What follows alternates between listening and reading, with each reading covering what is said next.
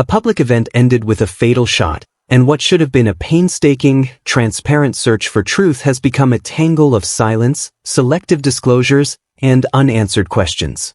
If you want first-hand updates on this developing story and others, hit subscribe and turn on the bell now. A clear, full accounting of what happened the night Charlie Kirk was fatally shot should be a straightforward civic task. Secure the scene, preserve all footage and data, collect witness statements while memories are fresh, test physical evidence in accredited labs, and communicate with families and the public about process milestones. Instead, the story that has unfolded reads like a case study in how power, politics, and media shape public understanding long before a court can sort facts from rumors. This report does not declare guilt or innocence. It collects what is publicly known, what advocates and critics are alleging, and why those unresolved points matter for justice. Throughout, you'll see frequent qualifiers: alleged, reported, claimed, and questioned. That careful language isn't hedging, it is necessary. Accusations of manipulation, concealment, and institutional protection are serious. They deserve scrutiny in courtrooms and in independent audits, not in social media rushes. But those accusations are also the core of public unease. Ignoring them will not make them go away. The purpose of this piece is to explain the allegations, the evidence gaps that feed them, and the civic remedies that could begin to restore trust. The first and most visible slice of public distrust comes from a simple observation. Influential allies and certain political figures have remained publicly muted, and that silence is being read as telling.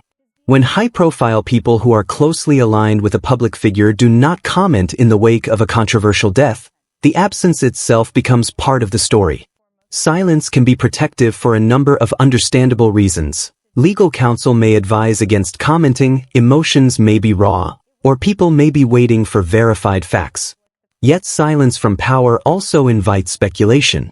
In this case, critics say the hesitancy of some allied voices to speak openly, to call for full transparency, or to support independent review raises the possibility that there are conversations happening behind closed doors that the public cannot see.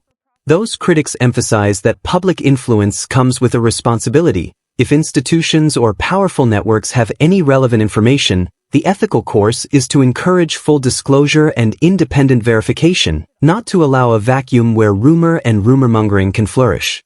Closely related is the complaint that the accused, Tyler Robinson, has been framed publicly as the shooter long before the evidentiary record necessary for a lasting legal judgment was complete. Arrests understandably occur quickly in violent cases. Removing an immediate danger from the community is a priority.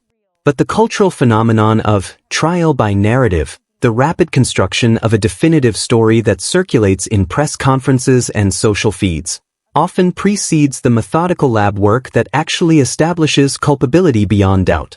In this instance, some early public statements and media summaries presented a tidy storyline: suspect identified, weapon seized, motive outlined. Yet behind those headlines, multiple observers say critical pieces remained pending: uncut surveillance footage, complete ballistics reports, verified chains of custody, and full text message logs. Where a criminal prosecution ultimately depends on these technical and legal elements, their absence in the public domain makes a confident public framing problematic and fuels the perception that the case was presented as closed before it was fully tested. Turning to the material evidence itself, the scale of data in play is staggering. Public statements have referenced terabytes of footage, phone records, and other digital material, an enormous set of data to process and authenticate. 11 terabytes is not a symbolic number. It is a practical reality that means thousands of hours of video, millions of frames, and vast metadata footprints that require methodical handling. In principle, that massive data should be a bulwark against error. Redundancy of camera angles, duplicated logs from different providers, and cross-referencing capabilities can reduce uncertainty. But in practice, data quantity also creates bottlenecks. Everything must be cataloged, hashed, and processed in ways that preserve chain of custody. The public concern is not simply the volume but what advocates describe as contradictory files, gaps where expected footage should exist, and witness statements that appear incomplete or inconsistent with preserved records. When even basic corroboration, "We have footage from camera A and camera B," is followed by silence about why uncut clips were not shown or why certain angles are missing, the public naturally asks whether the material was mishandled, corrupted, deliberately withheld, or simply lost due to procedural error. The political landscape around the event has been unusually quiet in some quarters and unusually loud in others, which itself is fueling suspicion. Political figures who might normally respond to the death of a prominent public person by calling for full investigations, for transparent processes, or for public condolences, have in many cases issued only measured or cryptic statements. That pattern of low-volume public response, combined with private whispers reported by commentators inside political circles, has produced a rumor ecology where off-the-record remarks and hinted knowledge get amplified into claims. When powerful people speak softly, listeners strain to infer meaning. Are they signaling that certain facts are sensitive or that certain actors will be protected? Or are they simply deferring until the legal record is clear? Either interpretation has consequences. If the former is true, institutional capture is possible. If the latter, then those in power should state plainly that they are deferring publicly but will support independent review. Lack of either kind of clarity leaves the public to choose between cynicism and hope. And cynicism too often wins. A specific example of the interplay between words and silence has been the behavior of some prominent public figures in media and commentary. A high-profile commentator's public release of a photograph or comment can shift the conversation instantly, and subtle public reactions, a short remark on a program, a carefully phrased social post, or an absence of condemnation, are read as cues. Where such figures hint that they know more than they say, or where they decline to press for an independent inquiry, their silence looks like complicity to many. To be clear, a single cryptic comment or a refusal to speak does not prove wrongdoing. But patterns of protected silence by those with influence do erode the normative presumption that institutions will act transparently. When those patterns coincide with missing evidence and unresolved technical questions, the perception of a curated narrative grows stronger. Another concern that keeps surfacing in public discussions is selective emphasis of certain pieces of evidence while sidelining others. Critics argue that some videos, photographs, or witness accounts that complicate the dominant narrative have been downplayed or framed as unreliable, while other items that support the official line were highlighted and repeated in press conferences and media outlets. That practice, whether intentional or a byproduct of natural story selection, is consequential. Evidence curation is an inescapable part of prosecution. Not every item can be presented to the public in raw form. But curation should not become censorship. The standard remedy is careful, documented disclosure. Explain why a given file is highlighted, why certain footage must remain under seal for investigative integrity, and when and how independent experts will review sensitive material. Absent that process, accusations of selective emphasis sound credible and deepen the sense that a narrative was being shaped more than investigated. Media coverage and public opinion operate in a loop. Editors and producers assign resources to what they believe will matter to audiences. Audiences feedback clicks and engagement. Public figures seize narratives that resonate with their constituencies, and institutions respond to the political temperature.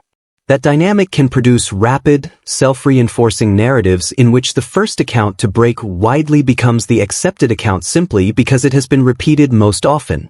Here, that loop reportedly centered Tyler Robinson as the focal point of the story in a way that critics argue precluded broader inquiry. When a single name anchors the news cycle, it is very difficult for systemic questions about how evidence was handled, whether other parties had access to vantage points, or whether security failures contributed, to get sustained attention. The result is an impression. Control of the narrative mattered as much as the underlying facts. How do hidden hands benefit from that control? There are multiple pathways. First, a focused narrative reduces the number of investigative vectors that can expose institutional weakness. If attention is centered on a lone suspect, it is harder for observers to simultaneously scrutinize event planning, venue security, and the role of third parties. Second, narrative control can spare influential actors reputational harm. If a widely believed story explains the event with a single actor and motive, then inconvenient relationships or lapses can remain invisible. Third, controlling public perception can reduce legal and political risk in the short term. Fewer immediate inquiries, less public pressure to produce documents, and fewer disruptive lawsuits. None of these possibilities proves conspiratorial intent, but their existence helps explain why resilient public demands for full disclosure and independent review are necessary. All of this points to one central problem. Without transparent mechanisms to verify claims, the court of public opinion decides outcomes. That's not how justice is designed to work. Courts operate on verified, tested evidence and adversarial scrutiny. Investigations require documented chains of custody, authenticated files, and court-supervised discovery. When the public sphere short-circuits that process, by elevating rumor into narrative, by amplifying selected items without context, and by allowing silence from powerful allies to stand unchallenged, the foundation for fair adjudication erodes. What should the public demand now, if it cares about getting to the truth rather than only about choosing sides? Independent review. Where investigative steps are contested or where influential actors are implicated, independent, court-appointed auditors or special investigators should be empowered to examine sealed materials and report findings to the public in redacted, legally appropriate form. Independent review helps separate procedural error from intentional concealment. Documented preservation and disclosure. Custodians of footage, phone records, and device logs should publish, under court oversight, detailed preservation logs that explain when files were identified, when preservation requests were issued, and whether files were available and intact at seizure. That strengthens the chain of custody record and clarifies whether gaps are technical or procedural. Transparent timelines for tests. Forensic labs should publish procedural timelines, how long ballistics matching, digital forensics, and other analyses typically take in similar caseloads, and what specific steps were undertaken in this case. That would reduce speculation about why certain results remain pending. Limited but meaningful public briefings. Investigators can respect confidentiality while still explaining process.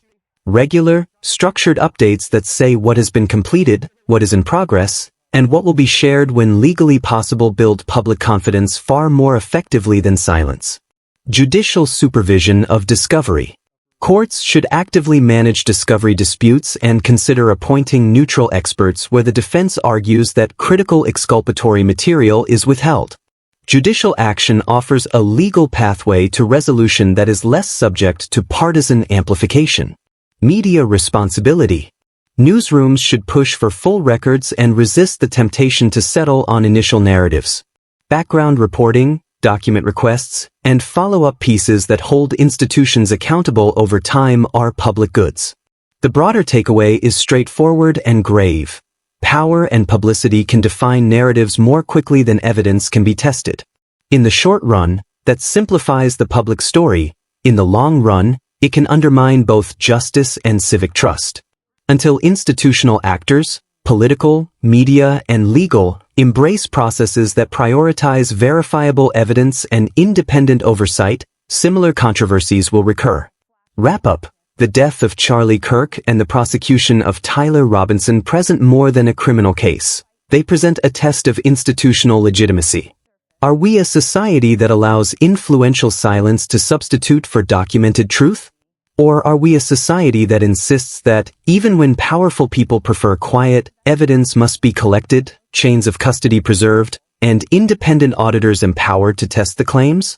The answer matters not only for these families but for every citizen who depends on impartial process. Demand the records. Demand independent review. Demand that silence be replaced by accountable, verifiable steps toward the truth. Only then will justice be more than the echo of a narrative and instead be the product of verifiable fact.